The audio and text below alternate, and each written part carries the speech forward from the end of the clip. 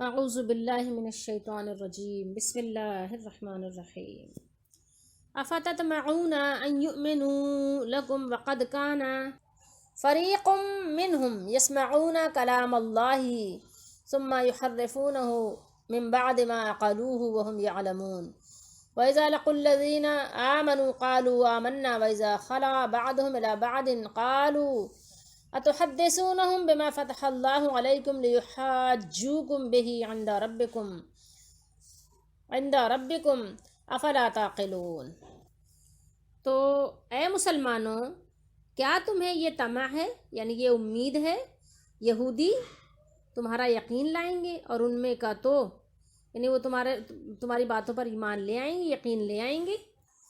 ایک گروہ وہ تھا، ان میں سے کیا تھا، ایک گروہ وہ تھا کہ اللہ کا کلام سنتے، پھر سمجھنے کے بعد اسے دانستہ بدل دیتے، اور جب مسلمانوں سے ملیں تو کہیں ہم ایمان لائے، قالوا آمنا، اور جب آپس میں اکیلے ہوں تو کہیں وہ علم جو اللہ نے تم پر کھولا مسلمانوں سے بیان کیے دیتے ہو کہ اس سے تمہارے رب کے یہاں تمہیں پر حجت لائیں، کیا تمہیں عقل نہیں؟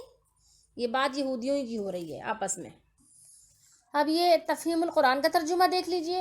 اے مسلمانوں، اب کیا ان لوگوں سے تم یہ توقع رکھتے ہو کہ یہ تمہاری دعوت پر ایمان لے آئیں گے؟ حالانکہ ان میں سے ایک گروہ کا شیوہ یہ رہا ہے کہ اللہ کا کلام سنا اور پھر خوب سمجھ بوجھ کر دانستہ اس میں تحریف کی۔ محمد رسول اللہ صلی اللہ علیہ وسلم ایمان لانے والوں سے ملتے ہیں تو کہتے ہیں کہ ہم بھی انہیں مانتے ہیں، اور جب آپس میں ایک دوسرے سے، یہ تخلیہ کا ترجمہ آپ تنہائی کر لیجئے، تنہائی میں ملتے ہیں تو کیا کرتے ہیں، تنہائی کی بات چیت ہوتی ہے تو کہتے ہیں کہ بے وقوف ہو گئے ہو، کہ کیا تم لوگ یعنی بے وقوف ہو گئے ہو، وہ کافروں سے کہتے کہ ان لوگوں کو وہ باتیں بتاتے ہو جو اللہ نے تم پر کھولی ہیں تاکہ تمہارے رب کے پاس تمہارے مقابلے میں انہیں حجت میں پیش کریں، یعنی ان باتوں کو۔ یہ جو بات ہو رہی ہے یہ خطاب مسلمانوں سے ہے کہ یہود سے ایمان کی توقع رکھنا بے سود ہے۔ ان کے پہلے بزرگ یہ ہیں کہ وہ دیدہ و دانستہ یعنی جان بوجھ کر کلام الہی توریت شریف میں کیا کیا، انہوں نے تحریف کر ڈالی، ٹھیک ہے، اس میں جگہ جگہ انہوں نے اپنی مرضی سے جو چاہا انہیں لکھ دیا، جو چاہا مٹا دیا۔ تو یہاں پر سمجھنے کی چیز یہ ہے کہ تحریف انہوں نے کس طرح کی تھی، لفظی بھی کی تھی، لفظوں میں بھی تبدیلی کر کے تحریف کی تھی، اور معنوی دونوں قسم کے تحریف یعنی انہوں نے کی تھی۔ قرآن اور حدیث سے یعنی اس کا ثبوت ملتا ہے۔ انہوں نے تورات شریف کے جو الفاظ تھے اس کو بھی بدل ڈالے تھے، اور زیادہ تر جو انہوں نے تحریف کی تھی وہ غلط تعویلوں سے کی تھی، کہ معنی تبدیل کرنے کی کوشش کرتے تھے۔ تو موجودہ یہود نے تورات کی ان آیات کو بدل ڈالا تھا جن میں رسول اللہ صلی اللہ علیہ وسلم کے اوصاف، آپ کی صفات کا ذکر تھا، اور اپنے دل میں حرام کو حلال اور حلال کو جو ہے حرام ٹھہرا لیا۔ تو یہ ساری چیزیں جو ہے تفاسیر میں ملتی ہیں، قرآن میں بھی ملتی ہیں۔ آج کل بھی آپ دیکھ لیں کہ جو لوگ مطلب حق کو نہیں ماننا چاہتے، قرآن مجید کی جو صاف اور واضح جو بین آیات ہیں ان کو نہیں مانتے، تو بہت سے آپ کو اس طرح کے علماء ملیں گے کہ اپنے خود ساختہ مسائل کو درست ثابت کرنے کے لیے کیا کرتے ہیں، قرآن مجید سے وہ جو ایسی آیات سے حوالہ دیں گے، ایسی آیات سے کہ 20 سے ایک ٹکڑا لے لیں گے اور اپنی مرضی سے اس میں تعویلات کر دیں گے جو وہاں پہ کسی بھی صورت میں فٹ بھی نہیں ہوتی۔ بہت سی طرح کی یعنی ایسی مطلب کوئی ایسی باقاعدہ مدلل ان کا جواب نہیں ہوگا، بس مختلف طرح کے حوالہ جات پتہ نہیں کہاں کہاں سے لے آئیں گے، ضعیف احادیث کہیں شاید مل جائے یا موضوع بھی کوئی فرق نہیں پڑتا، لے آئیں گے اور اپنی مرضی سے قرآن و حدیث سے اپنا یہ کہ مسائل تراش رہے ہوتے ہیں، اور شریعت میں جو ہے یعنی ایک طرح سے آپ کہیں کہ لفظی تو نہیں لیکن معنوی جو ہے تحریف کا ارتکاب کر رہے ہوتے ہیں بڑے یعنی دللے سے۔ تو یہود کی پستی، اخلاقی پستی کا ان کا بھی یہی حال تھا کہ اللہ تعالیٰ سے بے خوفی اتنا زیادہ ان کی بڑھ گئی تھی، اتنا زیادہ عروج پر تھی کہ ان میں سے بعض لوگ جب مسلمانوں سے ملتے تو اپنے ایمان کا دعویٰ کرتے تھے کہ ہاں جی ہم بھی مسلمان ہیں، اور اپنے نفاق کو کیا کرتے تھے؟ چھپائے رہتے تھے. اور اس کے بعد کیا ہوتا تھا؟ اور نفاق کو چھپانے کی خاطر انہوں نے وہ کیا کرتے تھے؟ کبھی کبھی خوشامد بھی کر لیتے تھے اور ان سے ان علامتوں اور پیشین گوئیوں کا تذکرہ بھی کرتے تھے جو تورات اور ان کی دوسری کتابوں میں نبی آخر الزماں صلی اللہ علیہ وسلم کے متعلق موجود تھیں. تو لیکن جب وہ آپس میں ملتے تو ایک دوسرے کو ملامت کرتے کہ تم ان مسلمانوں کو وہ باتیں کیوں بتاتے ہو جو اللہ نے صرف تمہیں کو بتائی ہیں. یعنی ایسی باتیں کیوں بتا دیتے ہو کہ جس سے یہ یعنی روز محشر اللہ تعالیٰ کے دربار میں تمہارے خلاف یعنی حجت لائیں گے کہ انہوں نے تو یہ باتیں بتائی تھیں، ان کو یہ بات معلوم تھی. تو جیسے نعوذ باللہ استغفر اللہ، ان کو یہ پتہ ہی نہیں ہے کہ اللہ کو بھی معلوم ہے یہ باتیں. تو اس طرح سے وہ کیا کرتے تھے؟ آپس میں ایک دوسرے کو ڈانٹ ڈپٹ کرتے تھے کہ کیا تم نہیں سمجھتے کہ یہ مسلمان آخرت میں اللہ کے پاس تمہاری اپنی دی ہوئی معلومات کی بنا پر تم پر حجت قائم کریں گے اور جھگڑیں گے کہ تم نبی صلی اللہ علیہ وآلہ وسلم کو جانتے تھے اور یہ کہ تم نے جاننے اور پہچان لینے کے باوجود ان پر تم ایمان نہیں لائے. تو یہ سب جو ہے ان کے اپنے خیال میں یہ تھا کہ اگر ہم ان کو نہیں بتائیں گے تو پھر کوئی مسئلے والی بات نہیں ہے، اور اگر بتا دیا تو پھر یہ نہیں، یہ مقدمہ قائم کر دیں گے اللہ کی بارگاہ میں، اللہ کے دربار میں.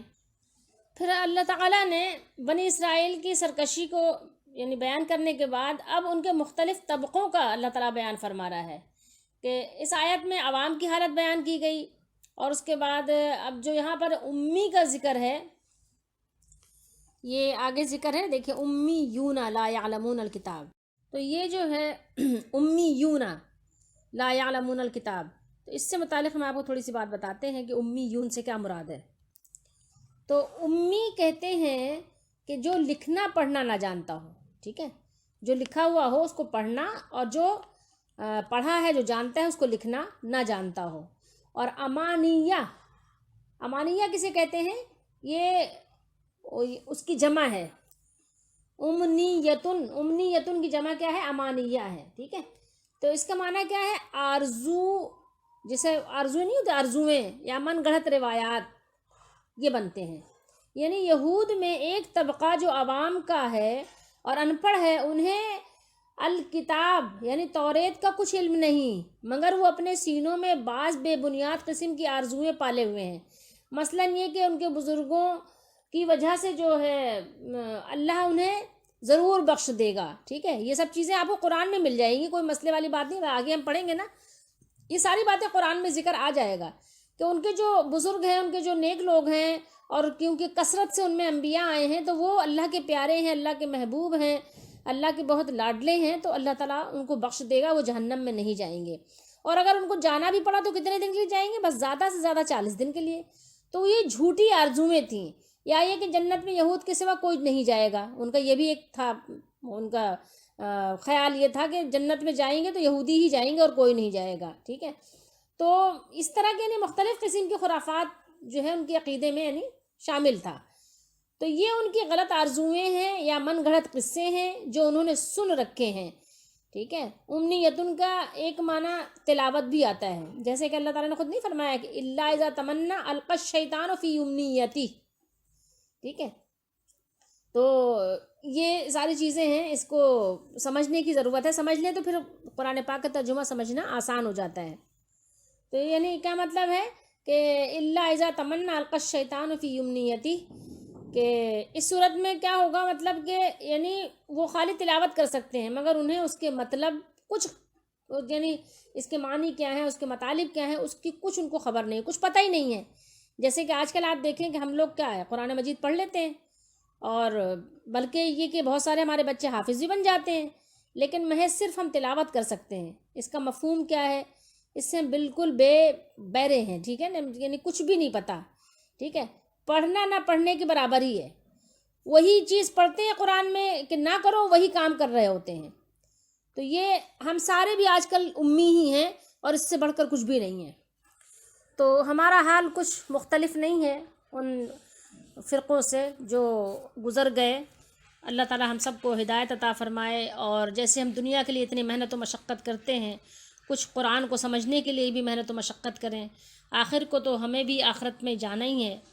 تو ان کے عوام کا حال اللہ تعالیٰ نے یہ بتایا کہ علم کتاب سے کورے تھے، کچھ نہیں جانتے تھے کہ اللہ نے اپنی کتاب میں دین کے کیا اصول بتائے ہیں، اور ہمیں کیا اخلاق سکھائے ہیں، اور شریعت کے کیا قواعد ہمیں سکھائے ہیں، اور انسانوں کی فلاح اور ان کی جو ہے کامیابی کن چیزوں میں ہے، ان کا راز، کامیابیوں کا راز کن میں پوشیدہ ہے، اور ہمارا جو ہے یعنی کہنا مدار کن چیزوں میں اللہ تعالیٰ نے کامیابی کا رکھا ہے، اس سب سے وہ بالکل بے خبر تھے۔ تو اس علم کے بغیر وہ اپنے مفروضات اور اپنی خواہشات کے مطابق جو یعنی من گھڑت باتیں تھیں ان کو دین سمجھ رہے تھے، انہی کو دین سمجھ کر اور اسی جھوٹی توقعات پر جی رہے تھے۔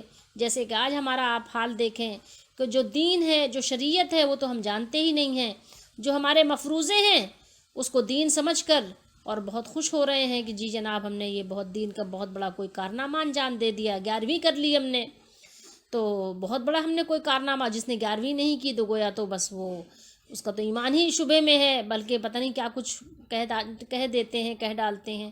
تو ہمیں سمجھنے کی ضرورت ہے، اللہ تعالیٰ ہم سب کو صحیح طریقے سے دین کو سمجھنے کی توفیق عطا فرمائے۔ اور یہود کی کیا بلکہ نصارہ کی بھی ایک بات اور بھی تھی جو اللہ تعالیٰ نے مسلمانوں کو بتایا کہ ان کا انکار کسی دلیل پر مبنی نہیں ہے، بلکہ یہ جانتے ہیں، قرآن میں ہی ہے کہ ایسے پہچانتے ہیں نبی کریم صلی اللہ علیہ وسلم کو جیسے اپنے بیٹوں کو، اپنے بیٹوں کو انسان کیسے پہچانتا ہے، کسی کو بتانے کی ضرورت ہے کہ میرا بیٹا ہے، تب یعنی بالکل یعنی واضح طور پر نبی کریم صلی اللہ علیہ وسلم کو پہچانتے تھے، اور آپ صلی اللہ علیہ وسلم کی صفات، آپ کے اوصاف، آپ کے کمالات ان کی کتابوں میں جا بجا یعنی کہنا چاہیے لکھے ہوئے تھے، آپ کے اوصاف سے ان کی کتابیں بھری ہوئی تھیں، لیکن پھر بھی وہ جان بوجھ کر انکار کر رہے ہیں۔ اب جو جان بوجھ کر کوئی ضدی بن جائے بغیم بینہم، تو اس کا حل کیا ہو سکتا ہے؟ ایسے لوگوں سے ایمان لانے کی امید رکھنا کیا ہے؟ بیکار اور بے سود ہے۔ تو اب اس سے ہمیں کیا پتہ چلتا ہے کہ حق کو چھپانا، حق پوشی، اور نبی کریم صلی اللہ تعالیٰ علیہ وآلہ وسلم کے حق کو چھپانا اور آپ کے کمالات کا انکار کرنا، یہ جو ہے یہود و نصارہ کا شروع سے یہی شیوا رہا ہے۔ قرآن اس بات کی گواہی دے رہا ہے۔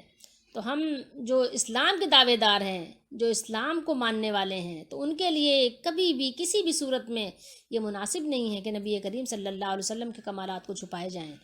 جو آپ کے کمالات اللہ نے بیان کیے ہیں اس کو خوب ذوق و شوق سے انسان بیان بھی کرے، پڑھے بھی، سنے بھی، اور اس پر جو ہے اپنے یعنی محبت کا اظہار بھی کرے، اور اس کو جو ہے آپ کے حکم کو بجا لائے، جیسا کہ اللہ تعالیٰ نے مطلب جگہ جگہ اللہ کے نبی صلی اللہ علیہ وسلم اپنے نبی کی اطاعت کا حکم دیا۔ اور یہ کہ ہمارا ایمان ہی کامل نہیں ہوگا جب تک کہ ہم اپنے نبی صلی اللہ علیہ وسلم سے اپنی جان سے بڑھ کر محبت کریں، اس وقت تک ہمارا ایمان ہی کامل نہیں ہوگا۔ تو اللہ تعالیٰ ہم سب کو کامل الایمان بنائے، اور ہمیں قرآن اور حدیث پر منّ ایمان رکھنے کی، یقین رکھنے کی، اور عمل کرنے کی، اور آگے پہنچانے کی توفیق دے، اور اللہ تعالیٰ ہم سب کا ایمان پر خاتمہ نصیب فرمائے، ہماری قبروں کو جنت کا باغ بنائے، ہمارے والدین کی مغفرت فرمائے، ہمارے بچوں کو، ہمارے مسلمان تمام جتنے مسلمان گروہ ہیں سب کو اللہ تعالیٰ ہم سب کو ہدایت عطا فرمائے، آمین ثم آمین۔